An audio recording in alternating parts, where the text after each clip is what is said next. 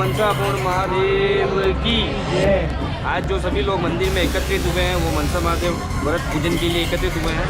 ये व्रत 4 महीने के लिए किया जाता है, जो श्रावण सुदी चौथ से शुरू होकर कार्तिक सुदी चौथ को समाप्त होता है। आज के दिन पे लोग एक सुपारी को महादेव जी बनाकर उसकी पूजा करते हैं, जो 4 महीने तक करते हैं, हर सोमवार को करते हैं।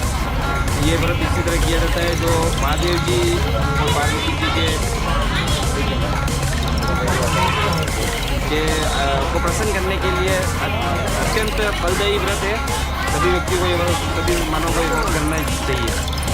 महादेव।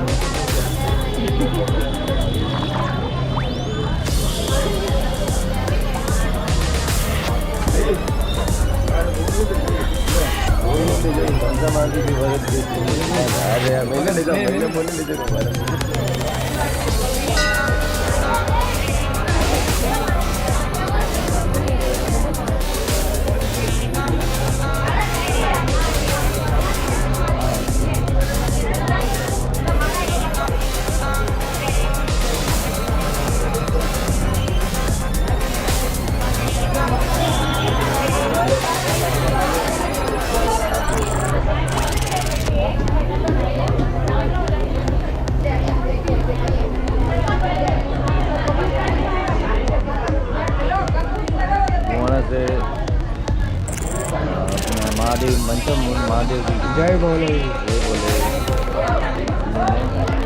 महादेव जी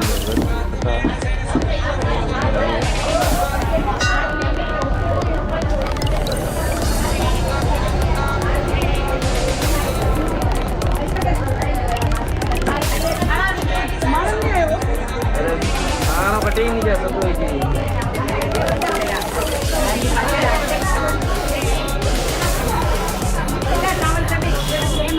काजू बादाम मिल गया, काजू बादाम।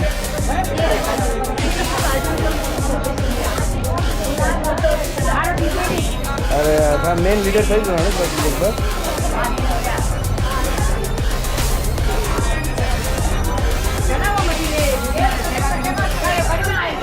यो आपने डायरेक्ट जयपुर दिल्ली जाइए खाना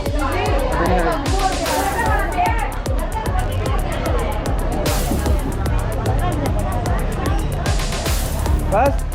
पर मूर्ति सजा ही नहीं है, मतलब में देता है यार। अरे पर सजा हुई है, वो एडिट हुई थी, कटिंग नहीं है। एक समय कैलाश पर्वत पर जबकि चारों ओर 18 बार वनस्पति फल फूल रही थी और सुंदर बंद का सुगंधित आवाज चल रही थी। ऐसे समय शिव जी तथा पार्वती जी एक सुंदर आसन पर विराजमान होकर एक छटा को देख रहे थे। श्री पार्वती जी बोली, है नाथ, आज तो चौपर पासों का खेल खेलना चाहिए। महादेव जी ने कहा कि ठीक है, पर चौपर के खेल में छल कपट बहुत होता है, इसलिए आज जीत के निर्णय के का साक्षी कौन देगा। तब तो पार्वती जी ने अपने अंदर से मैल उतारकर उसका एक पुतला बनाकर बिठा दिया, जिसे श्री महादेव जी ने संजीवन कर उससे बोले कि हे पुत्र, अंदर हम दोनों चौपर खेल रहे हैं, सो तो हमारे हारने जीतने की बात करना। अब चौपर का खेल शुरू हुआ। महादेव जी ने 2 बार पासे लेके और अंकल से पूछे कि बता कौन जीता कौन आ रहा। अंकल ने कहा कि आप जीते और पार्वती जी आ रहे हैं। तीसरी बार पार्वती जी ने पासे लेके और पूछे कि बता कौन जीता कौन आ रहा है। यद्यपि इस बार भी पार्वती जी जीती थी, पर अंकल ने सोचा कि यदि मैं महादेव जी को हारा हुआ कहूंगा तो मुझे श्राप दे देंगे। अतः उसने कहा कि महादेव जी जीते और पार्वती जी आ रहे हैं। यह सुनते ही पार्वती जी ने क्रोध में आकर अंकल को श्राप दे दिया कि ना तू कोढ़ी हो जाएगा और भटकता फिरेगा। अब तो पार्वती जी के सांप से कोड़ी और दुखी हुआ अंदर इधर उधर भटकने लगा। भटकते भटकते एक दिन वह एक विशाल तथा भयानक जंगल में पहुंचा जहाँ उसे 12 और 12 24 कोस के बीच एक तालाब दिखाई दिया, जिसके आसपास बर्फ तथा पीपल के कई बड़े बड़े पेड़ खड़े थे। इंद्राणी ब्रह्माणी तथा बहुत से देवताओं की स्त्रियां मिलकर वहां पर भरत पूजन कर रही थी। अंगद ने उन्हें ऐसा करते हुए देखा और पूछा कि बहनों आप ये क्या कर रही हो? तो देवताओं ने उत्तर दिया कि मनसा महादेव जी के व्रत को कर रही है, जिसके करने से मन की सारी इच्छा पूरी होती है। अंगद ने कहा कि तब तो इस व्रत को मैं भी करूंगा। देवताओं ने उसकी इस इच्छा को देखकर उसे चावल से पानी दिलाकर व्रत प्रारंभ कराने का संकल्प करा दिया और कहा कि श्रावण महीने के कृष्ण पक्ष के प्रथम सोमवार से इस व्रत को शुरू किया जाता है। उस दिन किसी हमारी कन्या के हाथ से वो शुरू करवा कर उसका दोहरा बना उसे पीली गेहूं से रखे कहीं थोड़े से महादेव जी का पूजन करे तथा आगे की हर सोमवार उसी थोड़े से महादेव जी का पूजन तथा व्रत करता रहे। फिर कार्तिक सुदी चौथ के दिन उजड़ा करे उस दिन सवा से आकर सवा से की सवा से कुछ तीनों चीजें अपने गांव के कोई बुजुर्ग लेकर उसका चूरमा बना कर उनका महादेव जी को भोग करके 4 बराबर हिस्से कर ले। प्रथम भाग शिव जी के निवेद किसी नाथ को देवे, दूसरा किसी ब्राह्मण को, तीसरा गाय को और चौथा प्रसाद के तौर पर आप स्वयं ग्रहण करें तथा शेष को बिना ही राज्य रंग किया बड़े छोटे का भेदभाव किए हुए सबको बराबर बांट देवे। रोड़ा जो बनाया जाता है उसे जब तक भरत करे तब तक स्वयं धारण करे और उद्यापन करने के पश्चात उसे जल में पकड़ा देवे। बस यही इस व्रत को करने का विधान है। तब अंदर के नियमानुसार मनसावाचा व्रत प्रारंभ किया और लगातार 4 वर्ष तक करते रहा। इधर एक दिन बैठे ही बैठे पार्वती जी को अवसर जी की याद आई और उनके वियोग में घबरा कर महादेव जी से कहने लगी कि ये नाथ कोई ऐसा उपाय बताइए कि जिससे अंगद वापस घर आ जाए। तो शंकर भगवान ने पार्वती जी से कहा कि एक लिए तुम मनसावाचा व्रत करो, तुम्हारी इच्छा अवश्य पूरी होगी। तब तो पार्वती जी ने भी विधि अनुसार डोरा बनवाकर व्रत प्रारंभ किया और जो ही वह व्रत समाप्त हुआ कि अंगद छोड़ रही तो से विचरता हुआ पार्वती जी से आ मिला। पुत्र को देखते ही पार्वती जी खुशी के मारे हंसने लगी, परंतु अंगद ने सोचे कि माता जी मेरे बिना बुलाए आने पर हंस रही है, अतः गुस्से में भरकर वापस लौटने लगा। तो पार्वती जी ने उसके पुत्र को पकड़ लिया और बोली कि बेटा मैं कहाँ जा रहे हो? अंगद बोला कि माता जी मैं बिना बुलाए यहाँ लौट आया, ये जानकर आप हंसी इससे मैं वापस जा रहा हूँ। पार्वती जी बोली नहीं बेटा मैं तुम्हारे आदेश से नहीं होती, मैं तो मनसावाचा व्रत के प्रभाव को देखकर हंसी जिससे कि मैंने तुम्हारे से मिलने की इच्छा से किया था।